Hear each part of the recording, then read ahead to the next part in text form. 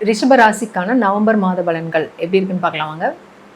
ராசிக்கு 3ஆம் இடத்துல குரு. ஸோ வேலையில் இருக்கிறவங்க கொஞ்சம் கவனமாக இருங்க. ப்ரமோஷன் அந்த மாதிரி எக்ஸ்பெக்டேஷன் இப்போ வேண்டாம். அகைன் குரு வந்து 2ஆம் இடத்துக்கு வரும்போது அது எல்லாமே பழிதமாயிடும். ஓகேங்களா? ஸோ தேவையில்லாத வாக்குவாதம் இதெல்லாம் பண்ண வேணாம். கொஞ்சம் நிதானமாக அமைதியாக ஹேண்டில் பண்ணிக்கோங்க. 4ஆம் இடத்துல செவ்வாய். ஸோ 4ஆம் இடத்துல கேது. கண்டிப்பாக அம்மா ஹெல்த்துக்கு இம்பார்ட்டன்ட் கொடுங்க. அம்மாவை பார்த்துக்கோங்க. அதே மாதிரி வீடு, வண்டி, வாகனம், இந்த ப்ராப்பர்ட்டி வாங்குகிற விஷயங்கள்லாம் கவனமாக இருங்க. 4ஆம் இடத்துல இருக்கிறனால கொஞ்சம் சுகஸ்தானம் பாதிக்கும். அதனால் கேர்ஃபுல்லாக பார்த்துக்கோங்க. முடிஞ்ச வரைக்கும் வந்து விநாயகர் வழிபாடு பண்ணுங்கள். வேறு ஒன்றுமே பண்ண வேணாம். விநாயகர் வழிபாடு பண்ணுங்கள். ராகு காலத்தில் துர்க்கை வழிபாடு பண்ணுறது, அன்னதானம் பண்ணுறது. ஸோ கட்டாயம் வந்து ஒரு சின்ன அன்னதானம் மட்டும் பண்ணிட்டு வாங்க. ஓகேங்களா? ஸோ என்ன முடியுதோ அதை வந்து சமைச்சு தானம் பண்ணிட்டு வாங்க. ராசிக்கு 5ஆம் இடத்துல சுக்கிரன் இருக்கார். பட் 3ஆம் தேதி வந்து ராசிக்கு 6ஆம் இடத்துக்கே பயிற்சி ஆயிடுறாரு. நவம்பர் 3 6ஆம் இடத்துக்கு பயிற்சி ஆயிடுறாரு. 6ல் வந்து பார்த்திங்கன்னா சூரியன் இருக்காங்க. 6ல் சூரியன் இருக்கிறது ரொம்ப சிறப்புங்க.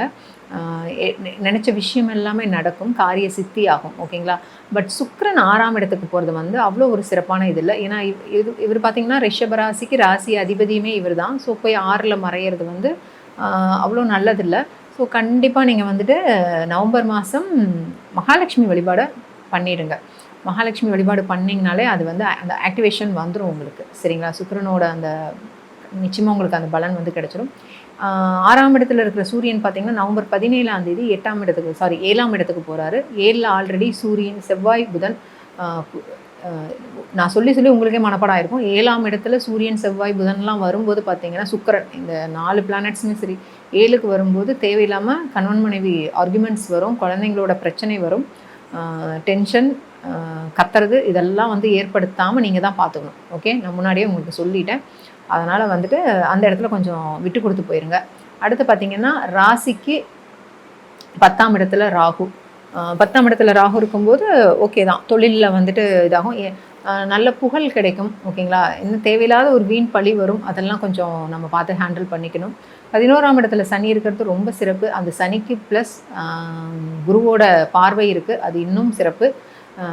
ஸோ என்னென்ன விஷயங்கள்லாம் சாதிச்சுக்க முடியுமோ அதை வந்து இந்த பீரியட் வந்து நீங்கள் சாதிச்சுக்கலாம். ஓகேங்களா? ஏன்னா 11ஆம் இடத்துல சனி இருக்கிறதுனால தொட்டதெல்லாம் துலங்கும். எல்லா யுக்திகளையுமே பயன்படுத்தி என்னென்ன விஷயங்கள் பண்ணிக்கணுமோ பண்ணிக்கோங்க. எப்போவுமே நல்ல நேரம் வரும்போது நம்ம நல்லா ஒர்க் பண்ணிக்கணும். ஓகேங்களா? டைம் கொஞ்சம் சுமாராக இருக்குங்கும்போது நம்ம நல்லா ரெஸ்ட் எடுத்துக்கணும், அவ்வளோதான். அதர்வைஸ் வந்து ரொம்ப சிறப்பாக இருக்குது. பொதுவாகவே பார்த்திங்கன்னா ரிஷப ராசியில் பிறந்தவங்க ஜென்ரலாக நான் சொல்கிறது பார்த்திங்கன்னா கோசாலைக்கு போங்க. பசுமாடுகளுக்கு வந்துட்டு உங்களால் முடிஞ்ச விஷயங்கள் பண்ணுங்கள். பசுமாடு வளர்த்துறவங்களுக்கு கூட நீங்கள் உதவி பண்ணலாம், ரொம்ப நல்லது. ஓகேங்களா? பால் பொருட்கள் வந்து தானம் பண்ணுங்கள்.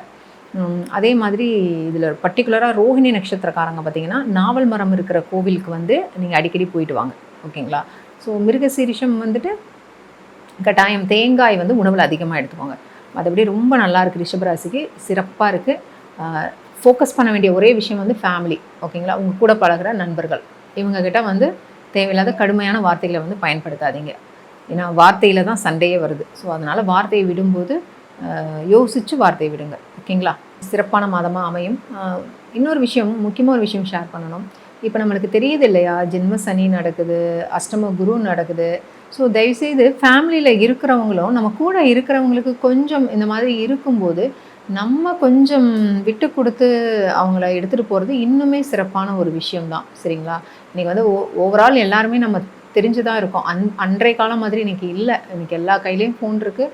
எல்லாருமே அன்னன்னைக்கு என்ன நடக்குதுங்கிறத தெரிஞ்சுட்டு தான் இருக்கோம். ஸோ கண்டிப்பாக நம்ம கூட இருக்கிறவங்களுக்கு ஒரு டைம் சரியில்லாத போது நம்ம கூட கரெக்டாக அவங்கள கைட் பண்ணி எடுத்துகிட்டு போகும்போது அது பெரிய ஆறுதலாக அவங்களுக்கு இருக்கும். நிச்சயமாக அதை எல்லாருமே பண்ணுங்கள். ரிஷப ராசிக்கான நவம்பர் மாத பலன்கள் எப்படி இருக்குன்னு பார்க்கலாம் வாங்க. ராசிக்கு 3ஆம் இடத்துல குரு. ஸோ வேலையில் இருக்கிறவங்க கொஞ்சம் கவனமாக இருங்க. ப்ரமோஷன் அந்த மாதிரி எக்ஸ்பெக்டேஷன் இப்போ வேண்டாம். அகைன் குரு வந்து 2ஆம் இடத்துக்கு வரும்போது அது எல்லாமே பழிதமாயிடும். ஓகேங்களா? ஸோ தேவையில்லாத வாக்குவாதம் இதெல்லாம் பண்ண வேணாம். கொஞ்சம் நிதானமாக அமைதியாக ஹேண்டில் பண்ணிக்கோங்க. 4ஆம் இடத்துல செவ்வாய். ஸோ 4ஆம் இடத்துல கேது. கண்டிப்பாக அம்மா ஹெல்த்துக்கு இம்பார்ட்டன்ட் கொடுங்க. அம்மாவை பார்த்துக்கோங்க. அதே மாதிரி வீடு, வண்டி, வாகனம், இந்த ப்ராப்பர்ட்டி வாங்குகிற விஷயங்கள்லாம் கவனமாக இருங்க. 4ஆம் இடத்துல இருக்கிறனால கொஞ்சம் சுகஸ்தானம் பாதிக்கும். அதனால கேர்ஃபுல்லாக பார்த்துக்கோங்க. முடிஞ்ச வரைக்கும் வந்து விநாயகர் வழிபாடு பண்ணுங்கள். வேறு ஒன்றுமே பண்ண வேணாம். விநாயகர் வழிபாடு பண்ணுங்கள். ராகு காலத்தில் துர்க்கை வழிபாடு பண்ணுறது, அன்னதானம் பண்ணுறது. ஸோ கட்டாயம் வந்து ஒரு சின்ன அன்னதானம் மட்டும் பண்ணிட்டு வாங்க. ஓகேங்களா? ஸோ என்ன முடியுதோ அதை வந்து சமைச்சு தானம் பண்ணிட்டு வாங்க.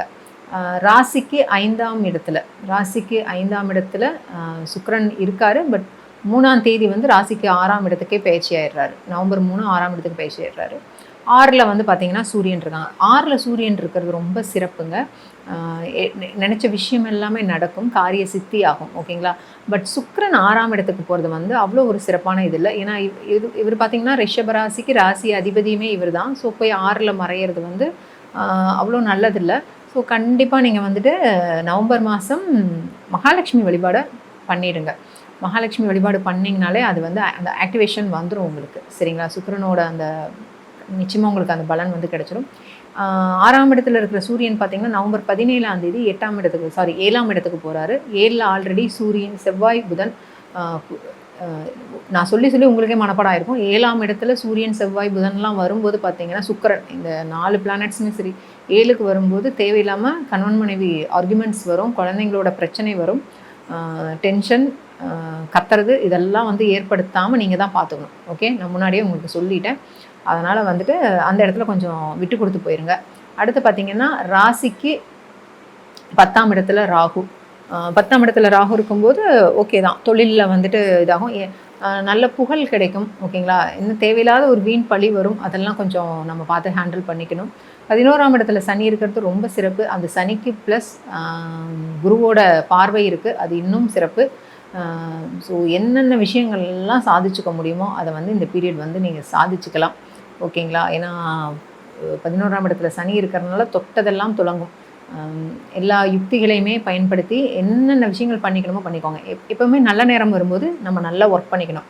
ஓகேங்களா? டைம் கொஞ்சம் சுமாராக இருக்குங்கும்போது நம்ம நல்லா ரெஸ்ட் எடுத்துக்கணும், அவ்வளோதான். அதர்வைஸ் வந்து ரொம்ப சிறப்பாக இருக்குது. பொதுவாகவே பார்த்திங்கன்னா ரிஷப ராசியில் பிறந்தவங்க ஜென்ரலாக நான் சொல்கிறது பார்த்திங்கன்னா கோசாலைக்கு போங்க. பசுமாடுகளுக்கு வந்துட்டு உங்களால் முடிஞ்ச விஷயங்கள் பண்ணுங்கள். பசுமாடு வளர்த்துறவங்களுக்கு கூட நீங்கள் உதவி பண்ணலாம், ரொம்ப நல்லது. ஓகேங்களா? பால் பொருட்கள் வந்து தானம் பண்ணுங்கள்.